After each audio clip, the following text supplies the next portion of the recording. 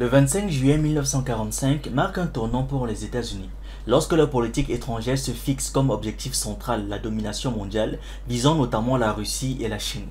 Depuis cette date, le gouvernement américain a orchestré une stratégie globale pour atteindre l'hégémonie en utilisant un mélange de coups d'État, de guerre par procuration et d'influence diplomatique sous couvert de défense de la liberté et de la démocratie. Cette ambition américaine pour la suprématie mondiale s'est notamment manifestée dans le cadre de la guerre froide, mais persiste encore aujourd'hui à travers des conflits contemporains. L'exemple de l'Ukraine est particulièrement éclairant.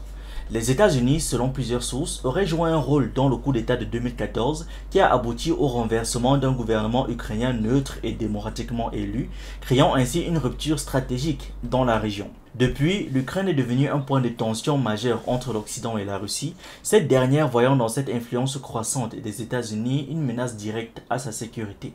L'adhésion de l'Ukraine à l'OTAN et l'armement continu de Kiev par les États-Unis sont perçus par Moscou comme des provocations directes menant à l'invasion de février 2022. Le récit des médias occidentaux autour de cette guerre a largement servi les intérêts géopolitiques des États-Unis en qualifiant l'intervention russe d'invasion non provoquée, tout en omettant les antécédents liés à la présence et à l'influence croissante de l'OTAN à la frontière russe. Cette influence médiatique a eu un impact direct sur l'opinion publique occidentale qui est souvent menée à soutenir des actions militaires prolongées sous l'argument de défendre la démocratie ou encore de protéger l'Ukraine. Cependant, les objectifs réels semblent moins altruistes et davantage liés à l'affaiblissement stratégique de la Russie. Comme en témoignent des documents stratégiques tels que ceux de la RAND Corporation, une institution influente proche du gouvernement américain, les États-Unis cherchent en fin de compte à saigner la Russie pour en réduire les capacités militaires. La guerre par procuration entre les États-Unis et la Russie en Ukraine, qui n'est pas sans rappeler la guerre froide, repose donc sur une logique d'usure où chaque camp cherche à épuiser l'autre en limitant l'implication directe de ses troupes. Dans ce contexte, l'Ukraine est devenue un champ de bataille idéologique et militaire où les pertes humaines sont immenses mais souvent éclipsées par le discours politique et médiatique. La stratégie des États-Unis, exprimée notamment par le secrétaire à la Défense Lloyd Austin en avril 2022, vise à affaiblir la Russie au point qu'elle ne puisse plus envahir d'autres nations. Toutefois, des critiques émergent au sein même des cercles politiques américains où certains estiment que cette approche conduit inévitablement à une guerre prolongée sans considération réelle pour les pertes humaines et matérielles infligées à l'Ukraine. Ces déclarations montrent à quel point la situation est perçue à travers le prisme et des intérêts stratégiques américains, laissant peu de place aux considérations humanitaires pour l'Ukraine.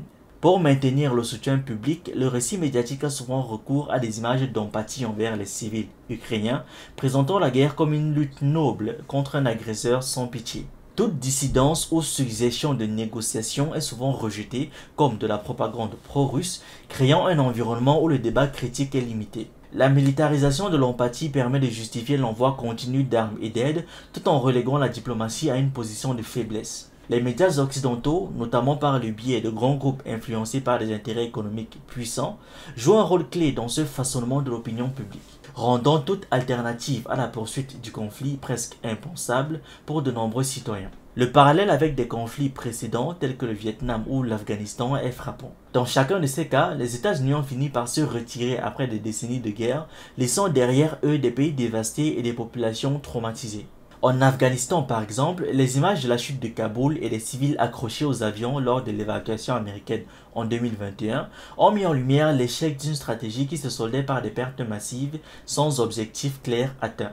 De même, le Vietnam avait montré les limites de l'engagement militaire américain dans des conflits lointains marqués par une impopularité croissante et des pertes humaines élevées. À ce jour, les pertes de chaque camp dans le conflit ukrainien restent sujettes à des interprétations diverses, les médias occidentaux affirmant que la Russie subit des pertes disproportionnées.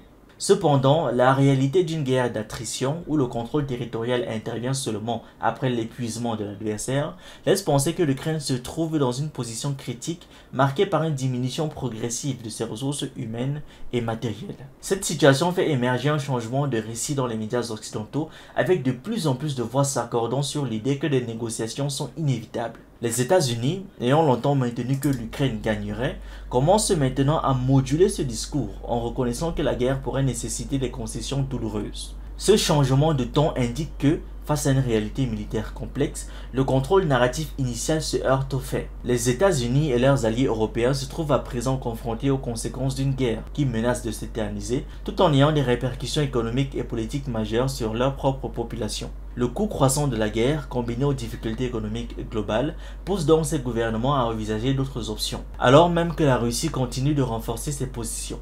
Merci d'avoir regardé cette vidéo, n'oubliez pas de liker, de partager et de donner votre avis en commentaire. Vous pouvez aussi nous suivre sur nos différentes plateformes Facebook, YouTube, TikTok et surtout sur le réseau social africain Diba World, disponible sur Android et iOS. Pour ceux qui le souhaitent, vous pouvez aussi rejoindre notre communauté WhatsApp. Tous les liens utiles sont dans la description.